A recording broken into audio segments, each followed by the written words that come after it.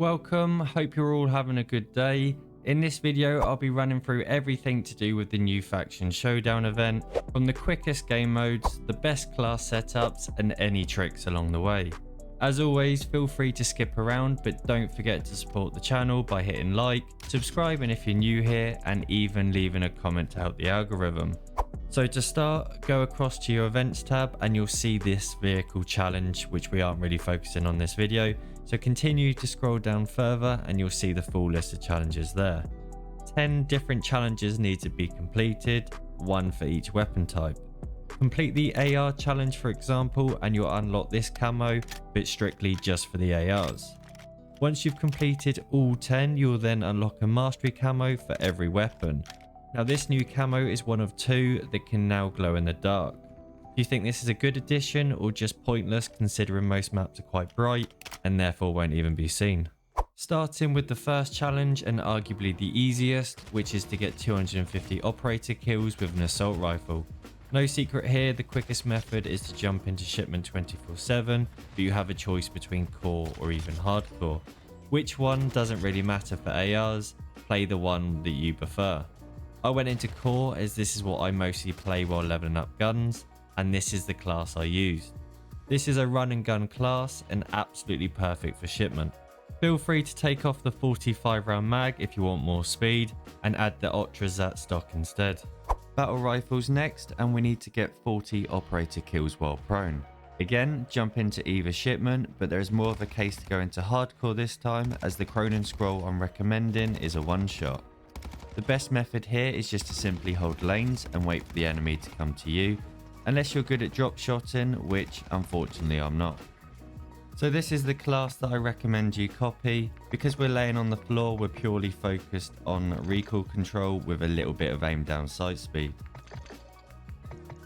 For marksman rifles, we need 40 kills while using a suppressor, and once again I jumped into core shipment, although hardcore is possibly the better option due to the Tempest being a one shot. Nothing special to add here as it's just 40 kills with a suppressor, so it shouldn't take too long. So here is the build that I went with. I just went with a basic silencer that gives the least negatives because we don't really need it on, it's just for the challenge. Everything else is pretty well balanced that you'd expect in shipment. The only thing I will say is if you don't like the iron sight, take off the stock and put on an optic, because the iron sight isn't exactly great for this. Launchers next, and we need 75 enemy kills. This is the first challenge where it mentions enemy rather than operators, meaning you can shoot bots if you prefer. Personally for me, the quickest method would be to jump into hardcore shipment, as in DMZ or invasion you would only get your 2 rockets, which would mean you'd spend most of your time trying to find ammo. Whereas in shipment it's just spawn, fire, die and then repeat. I'd recommend using the RPG as it's by far the easiest, and here's the rest of the loadout that I used. LMG Longshots next, and 30 are needed. 38 meters is the distance required for it to count as a long shot, and for this I'd always recommend jumping into hardcore and setting the filter to domination and hardpoint.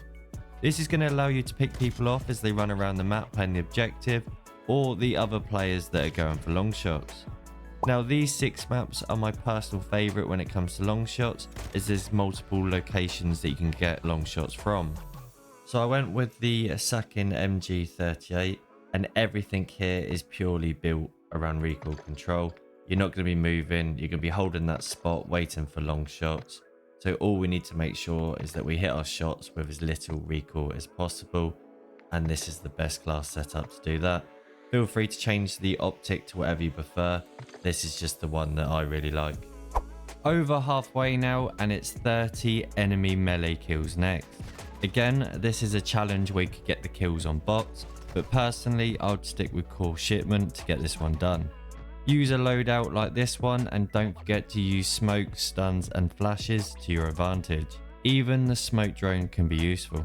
50 enemy headshots with a pistol are required to complete this one, and as it mentions enemy, I'll take advantage of this by either going into DMZ or invasion. I went into invasion myself for this one and used the mini map to my advantage. Head towards squares that aren't filled in as these are bots, and they often come in packs and spawn in the same locations, which is absolutely perfect. So this is the pistol that I'm going to recommend, the .50 GS, and the reason for that is it's got very good range and it's a one shot in the head. So it's just going to make life a little bit easier, whether you're taking out players or bots, it doesn't matter. Now the only thing that I would change with this build is the Chrono Mini Pro. You could put something on like a sniper scope or a distance sight just to make life easier at slightly longer ranges. Shotguns are up next with a challenge you're familiar with if you've ever gone for the gold camo, and that's get 3 kills without dying 10 times.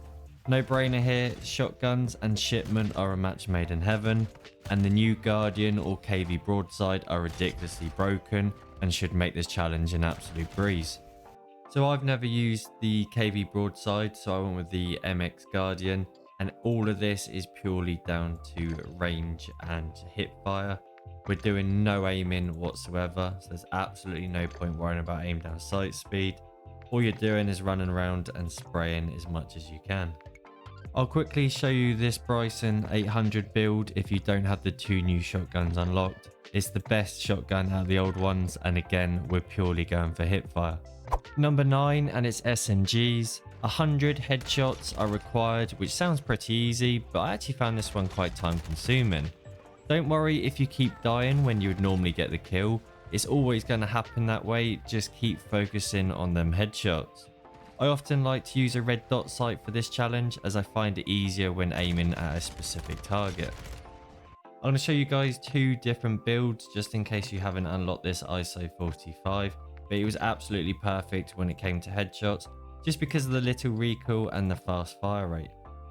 The second option is this recently buffed Bell 46 class, and for the same reason as the ISO, it has a fast fire rate which makes it perfect for headshots with very little recoil. If you like the iron sight, don't worry about the Mini Pro, you can change the magazine instead. The 10th and final challenge, which is 50 headshots with a sniper. Now this one is arguably the hardest, and rather than suggesting jumping into shipment and quickscoping, I'm going to recommend you jump into ground war. Now the trick here is to take out other players that are either sniping or camping on rooftops. A little trick is to use the spotter scope, which you can switch to thermal view. This is literally going to show you where the enemies are, even at distance. These enemies will likely be sat still, giving you a much greater chance of getting a headshot.